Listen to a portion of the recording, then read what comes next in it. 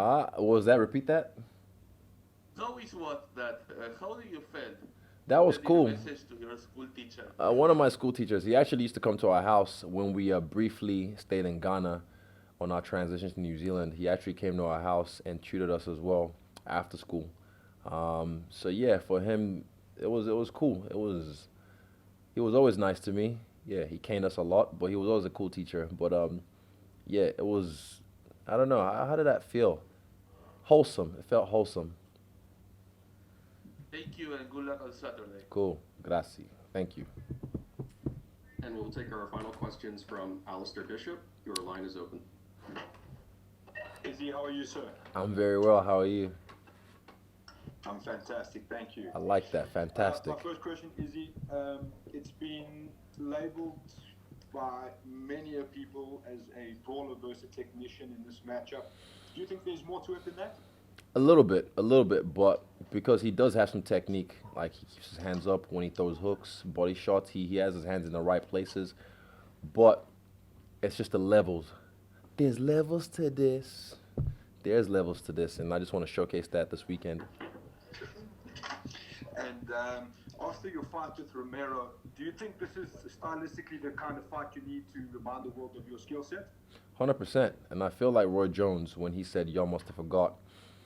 Because, yeah, people forget, and fans are fickle.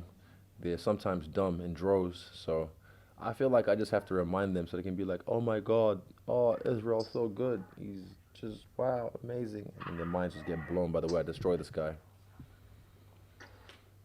One of the things that also keeps being brought up is someone's O's got to go. How important is it to you to keep that undefeated record?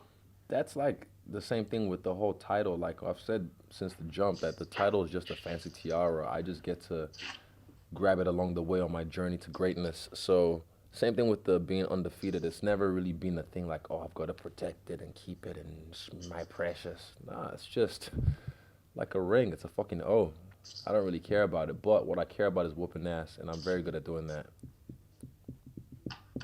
One of the things we've seen in the last couple of years in the UFC is the massive surge of African fighters.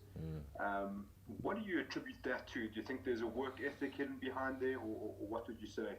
Man, African women might be the hardest workers on the planet. If I'm being honest with you, I've seen mothers with a baby on their front and on their back carrying a big uh, like tray of plantains on their neck all day in the blazing heat, and that's just one person. And I've seen that work ethic through my people, through my parents.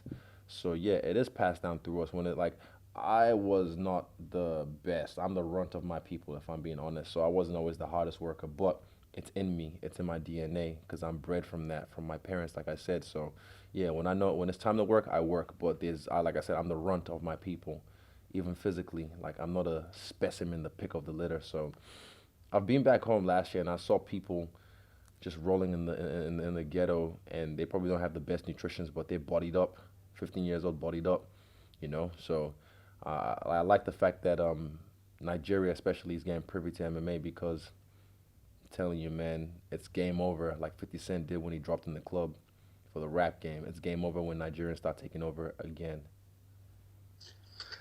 I remember a while back, being from South Africa, you mentioned there was a time where you were in talks with the EFC here locally to possibly fight in South Africa. Yeah. Do you see that in your career, in your future, to headline inside, or not say, let's say Africa, headline a UFC card in Africa before you're done with your career? Yeah, definitely. I feel like honestly, I'd love it to be in Nigeria, and that would be a dream. Someone asked me that question today. That would be a dream destination to fight in because I can just imagine the place erupting, a whole stadium just going crazy of me knocking someone out or submitting someone.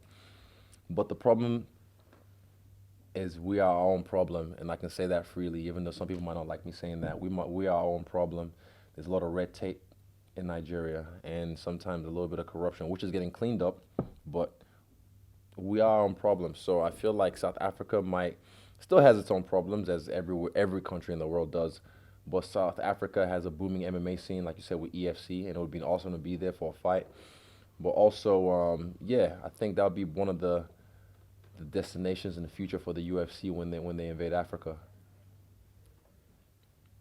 And the last one for me, Izzy, what advice would you have for young African fighters trying to make their way to the UFC? To the UFC, young African fighters, find the right trainer. That's one thing I'd say. Like, find the right trainer. It's not about getting hit and hitting the other guy back. It's not about how hard you can hit or how tough you are. Those are all great attributes. But finding the right trainer, because I had that in my own career when I was living in Wanganui. My first trainer, I realized he just wanted me to do Muay Thai, and I wanted to do MMA. He didn't even like me doing my first MMA fight. And I realized that he tried to shape me to fight like him, you know, his style. And I knew early on that this was not the guy to take me to where I need to go. So I went out and I seek the right trainer, and I'm blessed that I found Eugene Behrman. So I tell them it'll be hard right now because it's a young sport in Africa in general. But I'd say just seek the knowledge. The internet's your friend. YouTube is your friend. Tutorials, DVDs, you know, a lot of people have them, but finding the right trainer who cares about technique rather than just toughness. Yeah. Fantastic. Thank you, sir. Best of luck. And Africa is behind you. What kind next year? Thank you, sir. All right, thank you very much, Israel. You're all set. Yes. What a day.